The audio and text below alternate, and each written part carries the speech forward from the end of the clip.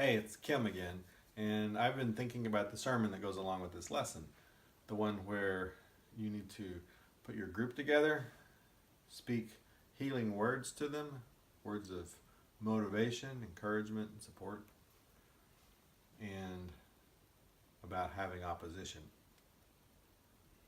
And I just marvel at the idea that the book of Nehemiah is the story of all of us. We're all in that story.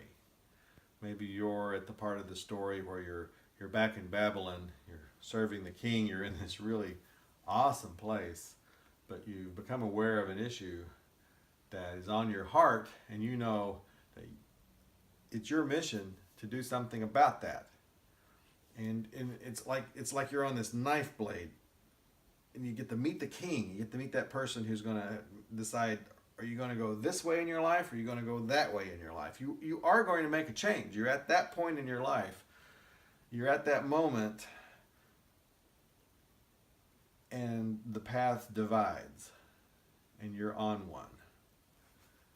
Maybe you're on that 800-mile walk from Babylon to Jerusalem, your Jerusalem. You've got that incredible journey. You've got 800 miles to walk. Rivers, mountains, deserts, bandits, good people. What are you going to eat? What are you going to drink? What happens if you get hurt?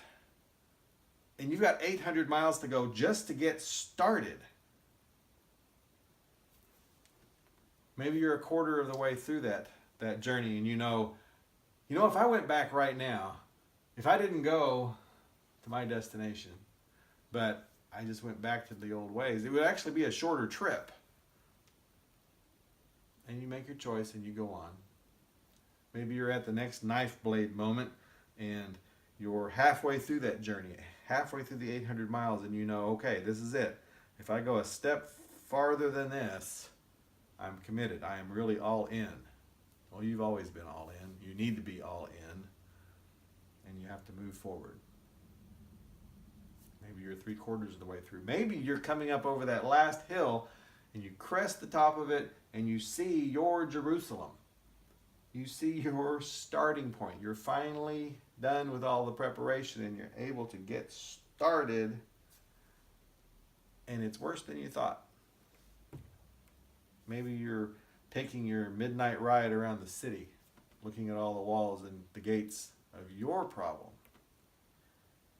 And you realize this mission is in a lot worse state than I thought. Maybe you're at the point where you're building your team. You have a good assessment of where you are. You have this vision of what you want to do, where you want to go, how you want to have this happen. And you're assembling your team, and some of them are really talented. Some of them have got wonderful skills. They've got a good vision with you, and some of them not so much. Their skills are a little dicey. Their vision is really cloudy. They don't quite get it, but they're on your team.